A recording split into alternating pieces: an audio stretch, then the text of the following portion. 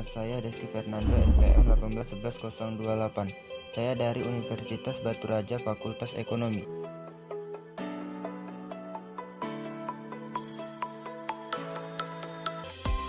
Dalam hal ini kita akan mempelajari apa itu e-commerce, kedua bagaimana peran yang dimainkan oleh sistem interorganisasional, ketiga bagaimana e-commerce menyatu dengan proses bisnis sehari-hari, lalu seperti apa perkembangan e-commerce di Indonesia. Yang pertama, e-commerce adalah proses jual beli produk atau jasa yang dilakukan secara elektronik, yaitu melalui jaringan komputer atau internet. E-commerce memiliki beberapa manfaat. Yang pertama, memudahkan komunikasi antara konsumen dan produsen. Yang kedua, memudahkan pemesanan dan promosi barang atau jasa. Dan yang ketiga, penyebaran informasi yang begitu mudah untuk dilakukan. Nah, adapun hambatan yang terdapat dalam e-commerce.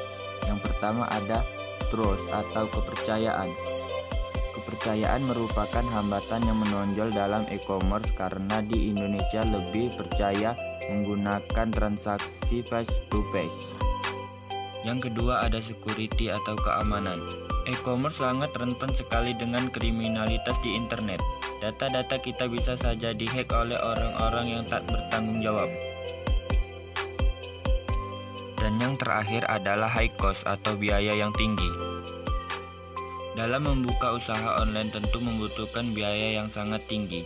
Biasanya dilakukan oleh pembisnis level atas, namun tidak menutup kemungkinan pembisnis level menengah ke bawah dapat melakukan hal tersebut.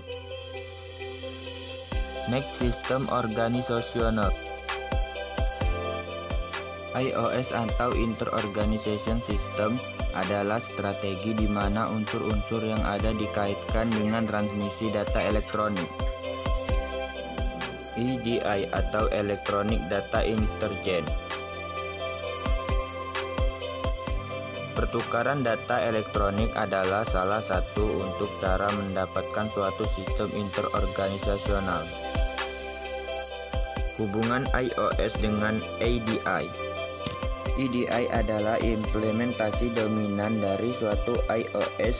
Lebih dari 2/3 e-commerce dilaksanakan dengan menggunakan EDI jika dibandingkan dengan menggunakan iOS. E-commerce menyatu dalam proses bisnis sehari-hari. Oke guys, di sini saya akan menjelaskan bagaimana e-commerce menyatu dalam bisnis sehari-hari. E-commerce merupakan subbagian dari e-business karena e-commerce lebih berfokus pada kegiatan transaksi web atau internet. Dengan menggunakan sistem manajemen pengetahuan, e-commerce mempunyai goal untuk menambah revenue di perusahaan.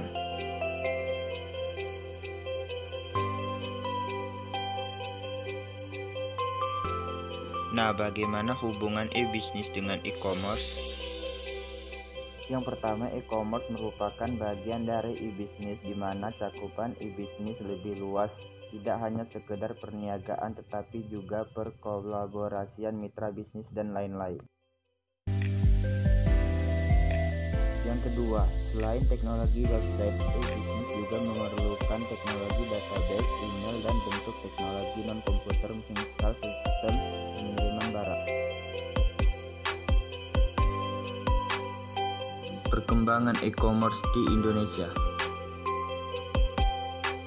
Indonesia merupakan perekonomian terbesar di Asia Tenggara dan menduduki 16 destinasi di dunia.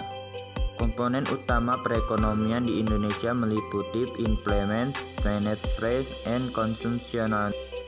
Indonesia sendiri sudah menjadi pasar utama bagi retailer. Lebih dari 250 juta penduduk dan merupakan yang terpadat di dunia. Dengan online shop yang meningkat dalam beberapa tahun terakhir, sebagai negara pengguna internet menjadi membengkak. E-commerce memiliki potensi besar di Indonesia.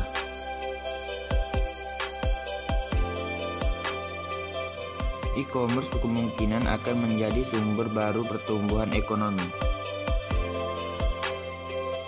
Pasar e-commerce diprediksi akan mencapai 49 juta pengguna dengan nilai investasi 25 triliun. Peningkatan pendapatan dan peningkatan akses teknologi.